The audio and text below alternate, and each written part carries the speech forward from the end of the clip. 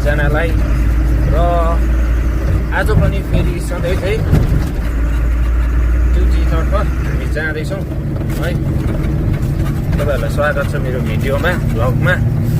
र आज फेरि नै हामी पनि जाँदैछौँ ढुङ्गा लोड गर्नको लागि। र अहिले चाहिँ त्यस्तो काम धमाधम चलेको छैन र एक मात्रै छ। त्यही कारणले हामी चाहिँ अहिले अलिकति आरामले नै जाँदैछौँ। अर्थात् त्यस्तै भए फेरि हामी नो एन्ट्रीमा बस्नै त पर्छ हो। त्यो भएर एक ट्रिप मात्रै छ अहिले। चाहिँ यो अगाडिको चाहिँ मेरो गुरुजीको गाडी र त्योभन्दा अगाडि चाहिँ विज्ञान दा जानुहुँदैछ मानगाडी।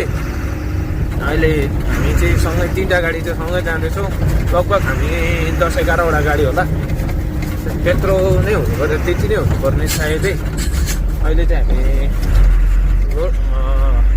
लोड गर्नु जाँदैछौँ। यहाँबाट हामी लोड गर्नु गएर त्यहाँदेखि फेरि लोड गरेर चाहिँ पार्थोक स्कुल जान्छौँ हामी अनलोड गर्नु।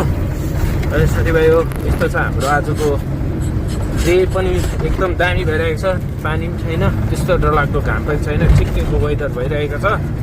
र आज चट्ट पारामा चाहिँ अब हामी यहाँ यता लोड गर्नु आएको छौँ। र यहाँबाट चाहिँ हामी लोड गरेर गएर चाहिँ सक्यो हाम्रो ड्युटी। त्यति नै हो आज, कामै त छैन।